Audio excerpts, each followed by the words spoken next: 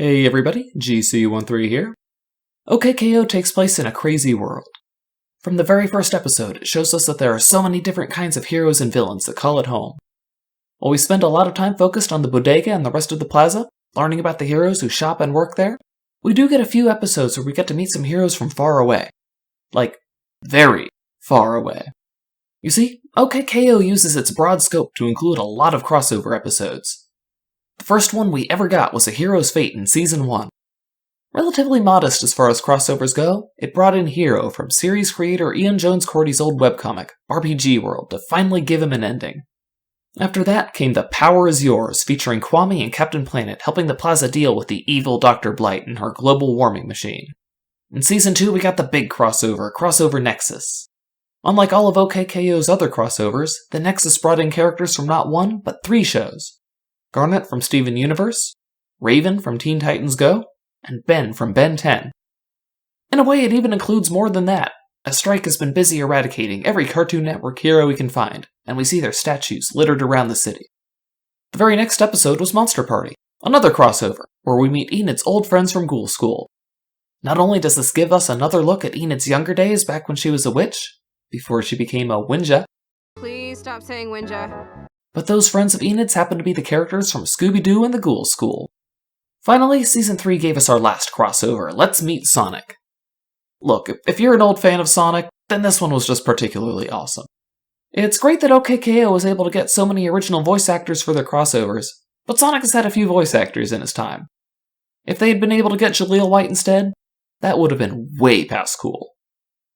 So, OKKO has done a lot of crossovers in its time. What allowed it to get away with so many? Well, I already mentioned the biggest point. OKKO takes place in a crazy world, and it doesn't take itself too seriously. Just about any hero or villain could be out there, headed to the plaza for healing potions or a chili dog. When your show features a super-powered anchor woman who is able to use her interview powers to get bad guys to cough up juicy information that the public deserves to know, and who teams up with a cameraman who is literally a cameraman, Captain Planet doesn't seem so strange. Sonic seems right at home next to heroes like, say, Sparko or Shy Ninja, and you'd better believe Lord Boxman and Dr. Robotnik could have gone to college together. A conversation between them might have ended up like a conversation between the protagonists of Sonic Underground, though. While heroing is obviously a big deal in the world of OKKO, not everyone is out to fight evil. Even those who just do their own thing, however, are plenty magical and weird. Look at Enid's family. Ghoul School fits right into her existing backstory, which already fit into the world without seeming amiss. Really, the big surprise is that they never tried to get an episode where the Power Rangers meet the Hue Troop. The second thing OKKO does with its crossovers is clever, but necessary. It avoids injecting most of the guest characters into the power scale of OKKO. Only one of them ever fights any established characters, and while Captain Planet, Garnet, and Sonic all get POW cards, they don't get numerical levels for people to compare against anyone. Hero does get a POW card level, and a very impressive one at that, but we only ever see him beat up on Daryl. Even back in mid-Season 1, that wasn't very impressive. Besides, he's Ian's own character, so while he's a guest in OKKO, it's not the same kind of meeting of the franchise as the other crossovers were. I'm not saying you're not doing a crossover right if you provide a bit of info for the versus topics, but by not stoking that fire, you're keeping the focus on the characters themselves and how happy everyone is to see them. Actually, that brings me to my last point. The final big thing that OKKO does with its crossovers is that it takes the nostalgia for the old shows that made the creators want to do a crossover in the first place, and it puts it into the episode. I already mentioned getting the original voice actors where possible, but it's more than that. The Sonic episode especially is dripping with references to the franchise, and both it and Captain Planet feature PSA segments like their famous shows had.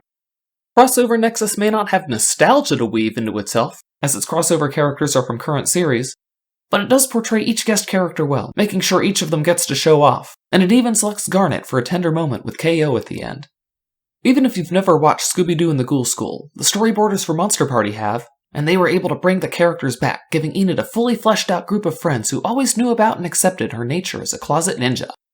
The ending of A Hero's Fate makes its nature as a crossover hard to miss. Even if you've never heard of RPG World, you'll notice something different when the episode turns into a webcomic at the end, complete with period-authentic gradient backgrounds for the panels. Plus, you can tell it meant something for Ian to finally give Hero some kind of conclusion for his adventure. You don't need to have read RPG World for his story in A Hero's Fate to mean something to you. I'm glad it had a happy ending after all. Me too. So, there you go. 3 key ingredients that I think made OKKO's crossover soup so tasty. 5 crossovers, 4 of which were nostalgia trips, and not one was a bit out of place. That's an impressive record, wouldn't you say? Which crossover episode was your favorite to watch? Which one crosses the show over with your favorite franchise? Let me know down in the comments below. Make sure you like the video if you liked it, or dislike it if you didn't. You've drawn your sword in vain! Finally, don't forget to subscribe to the channel for more cartoon videos.